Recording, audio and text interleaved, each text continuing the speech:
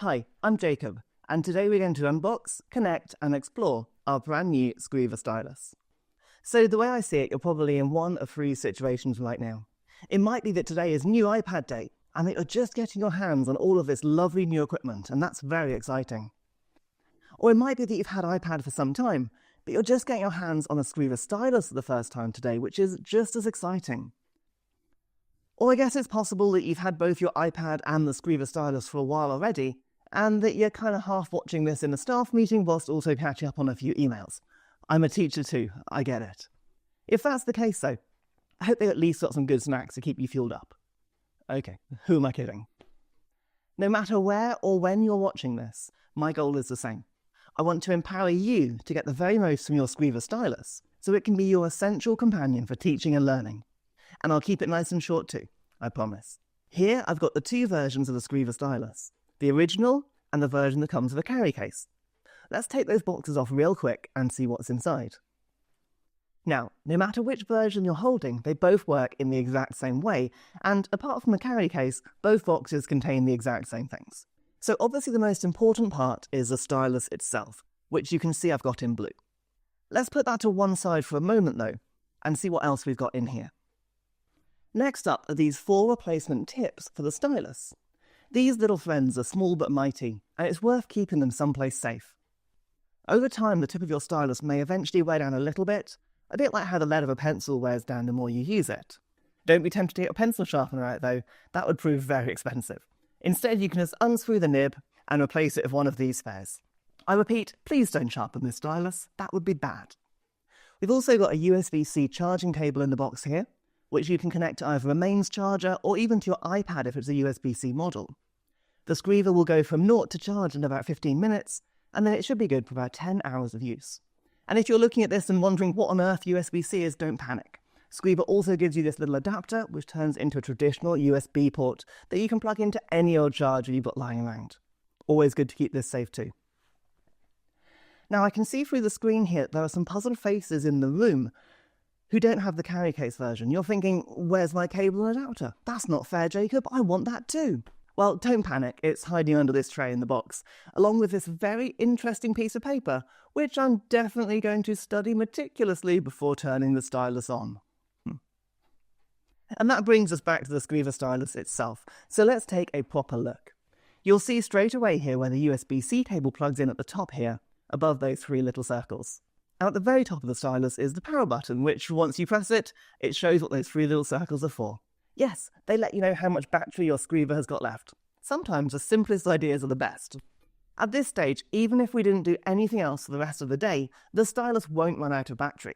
Even if I leave it in my bag or on my desk, it will automatically shut off after 5 minutes of not being used, which is really handy. But let's be honest, we're hoping to get more out of our stylus than just looking at the pretty lights on the front. Next up, we're going to want to connect this to your iPad so you can start using it yourself. Now, watch this bit closely as it's quite tricky. Oh, sorry, did I say it was tricky? No, it is literally the easiest thing in the world to connect. It'll literally work as easily as this. And what's more, you can jump between iPads using the same Skriva Stylus without needing to disconnect and reconnect. Yes, that means you can walk from one student to the next in class and individually annotate their learning on screen using your stylus, as easy as using a pen in their exercise books. Imagine this for live marking, one-to-one interventions, or simply just lending Harry your stylus because he's inevitably left his at home. Again, it's always one, it's always Harry. Obviously, as educators, we want to be setting the example and not being like Harry. So it's useful to know that the stylus will attach magnetically to the edge of your iPad just like this, making it nearly impossible to lose. Okay, now we've explored the product itself, let's jump in and look at how we can use it in our classrooms as a powerful teaching and learning aid. For this, I'm going to hand over to my more handsome, more animated self. Take it away, Jacob. As we learned earlier, you don't need to go through any sort of pairing process with the Skriva Stylus. Simply turn it on using the button at the top, and it'll work as soon as you start writing on your iPad. Now, there are hundreds of ways you can use this new tool to support how you use your iPad in the classroom. Far too many, in fact, to cover in this short intro video. However, I'd love to share a couple of quick wins with you to get you started, before sharing some more resources at the end to help you dive deeper into how the Skriva Stylus can transform the way you teach using iPad.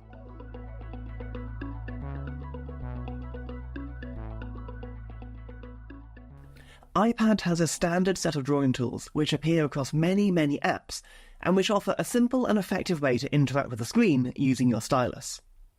I'm going to open up the Notes app and make this new note full screen. I can then either tap my stylus straight on the screen, or I can press the drawing button in the top corner. Either way, you'll see the drawing tools open up immediately in that floating panel at the bottom.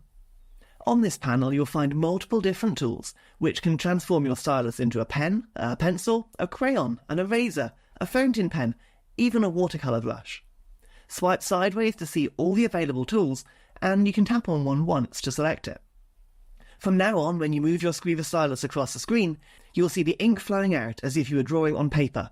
And it'll even act differently if you tilt it slightly and use the edge of the nib, just like you would do if you were shading with a pencil on a sketch.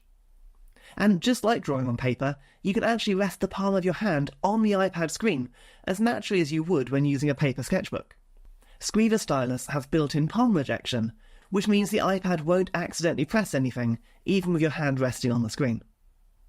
Now, don't mind me for a moment as I create a masterpiece on screen with these tools. I took A-level art. Not that you'd know it by looking at this picture. It's meant to be a cat, I promise. Okay, enough of that. Let's go one level deeper now and customise the tools we're using. I'm going to use the fountain pen here, and you'll see as I draw on screen how the ink acts like you're using a real pen. If I tap onto that same fountain pen icon on the tool panel, I'll actually get another little screen of options, including the ability to change the thickness of my brush at the top and the opacity of the ink at the bottom. This works for all the writing tools on this panel, allowing you a huge range of options. Of course, we can also change the colour of our pen too, and we aren't just limited to the 5 colours on screen. If we press the colour wheel icon here, we can choose any colour we like, even using the colour dropper tool in the top left to sample a colour that's on the page already. You can add favourite colours to the bottom of this window as well by pressing the little plus icon once you've found the colour you like, making them easy to get back to next time. I've actually got 4 more quick tips to share with you about these writing tools before we move on, each things that can make drawing on the iPad easier and feel more natural. But before we do that, let's pause the video for a moment and explore some of these drawing tools by opening up our own blank note and using our Skriva Stylus. I'll wait here while you get that done.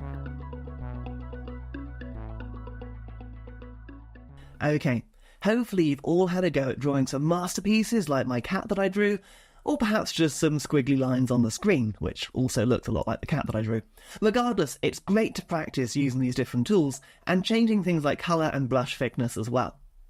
Now let's move on to some extra tricks that these drawing tools can do. And first up is the eraser. You might be thinking, hang on, that's not a trick. Aha, well, you'd be wrong. The eraser tool has got 2 different modes, which are accessible by tapping on the eraser icon for a second time, just like the pens. First up you have the pixel eraser, which works exactly like you'd expect, just like a normal rubber. Draw over parts of your screen and it'll rub out in whichever size you select.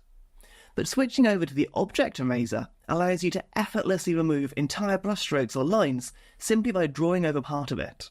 It's a little bit hard to explain, but if you try it you'll immediately see what I mean.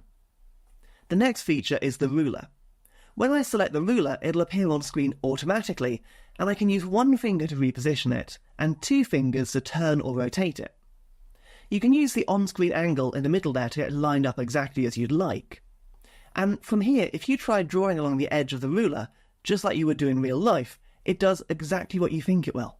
It kind of hurts your brain a little bit. It feels like you're using a real ruler on a page, but of course it's not, it's digital on screen. You have to give it a try later and see what I mean.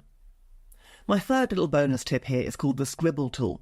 This appears on the toolbar at the beginning as a pencil with the letter A on the front, and with this tool selected I can write in my own handwriting and the iPad will automatically convert it into typed text for me.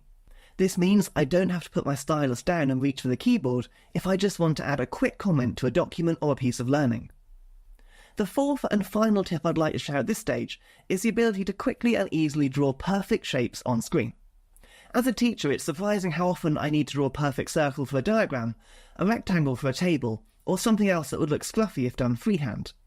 But don't panic. If you draw your best attempt at a shape, and then hold your stylus still for a moment or 2 before lifting it off the screen, you'll see the iPad has helped you out.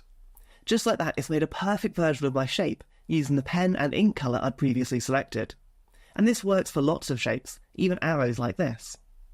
I think it would be a good time to pause the video again for a few moments and have a play with the eraser, ruler, scribble and shape tools before we move on. Take your time. I'm quite happy sitting here, paused, thinking about life for as long as you need. Okay, now we're happy with those drawing tools, it's time to put them to use in a classroom situation. Yes, that means no more wiggly lines or inappropriate drawings. Wait, you weren't drawing inappropriate things? Sure, I believe you. Anyway, I'm going to open up the camera app and get a photo of my student's worksheet here. You'll see straight away we've been doing some maths in class, and that Jacob has done a pretty good job, but has got stuck on this question here. He's a good lad, is Jacob, but let's help him and the class out with this particularly tricky question. Now, the first thing I want to do here is to make sure that my whole class can see what I'm doing on my iPad on the screen at the front. For that, I'm going to use AirPlay to share my iPad screen onto our class Apple TV or to an AirPlay-enabled computer or projector. To do this, I just need to swipe down from the top right of my iPad to go into Control Center and tap on the screen mirroring button. Here you'll see any available screens appear, and I can pick on whichever one I'd like. Generally speaking, the screens in my school aren't called bedroom TV or lounge TV. Perhaps that's a giveaway that I'm making this video at home. With a screen selected, your iPad will now be visible to the whole class, or in my case to my two cats Polly and Pudding, who are currently asleep on the sofa and are probably now being woken up by the TV turning on. With my device visible to all of my students and cats, I can then tap onto the edit button at the bottom of the photo I just took, and then select those same drawing tools from the top toolbar that I was using just now in Notes. Just like earlier, I can now use those familiar tools to share the process for this question with my class. I can work through the problem, giving my direct instruction, but rather than using whiteboard pens on a blank whiteboard, I can simply use my Skriva Stylus to annotate directly on that photo. This immediately adds context for the learners, and it saves time for me in preparing for the lesson as well. But most importantly, it means as a teacher I can address misconceptions in the moment without hesitation, and the whole class can benefit from that. Can you see how this suddenly turns your iPad into an incredibly useful teaching aid with just the addition of a stylus? Incredible. Okay, why don't we take another short pause here, and I'd encourage you to take a photo of some learning nearby and practice what I've just shown you. And if you don't have any learning nearby, I give you my wholehearted approval to get a photo of your colleague and draw them a funny moustache instead.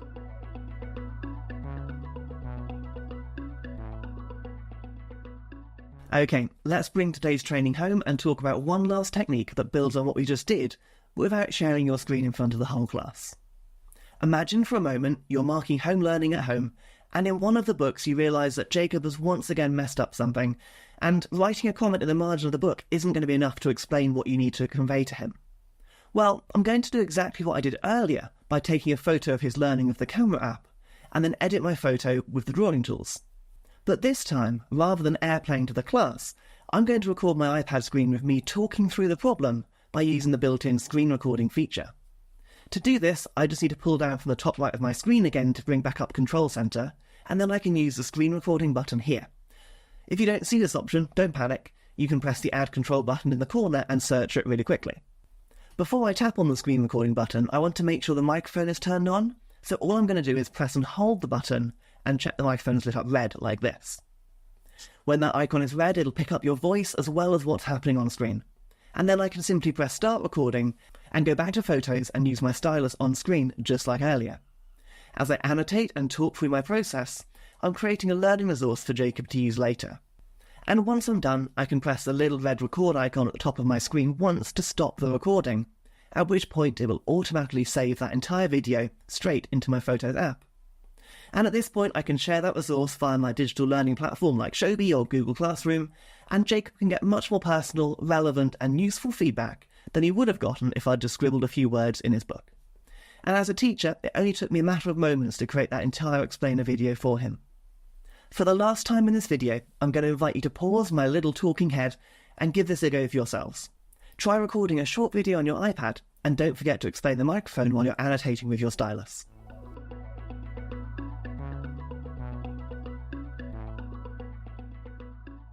Right, team, well done! The staff meeting is over, the biscuits are long gone, and you're now feeling excited about using your iPad and the Skriva Stylus in your classroom. But what's that I hear? You want more? I can't decide if you mean more biscuits or more training, but I'm going to go ahead and assume it's the latter because I can't physically deliver snacks to you. I'm trapped in your screen. I'm so sorry. But what I can do is point you in the direction of lots more quick tips to help you embrace the stylus in your classroom through meaningful, real-world examples of how I use my stylus in my classroom. You'll find all of these short videos on the Skriva Stylus website, with more being added regularly. From both real-life Jacob earlier and animated Jacob now, all I want to do is say thank you for spending time with us today as we explored the Skriva Stylus. And I'm genuinely excited for you on your journey of using iPad and Skriva together in the classroom. Enjoy the rest of your day.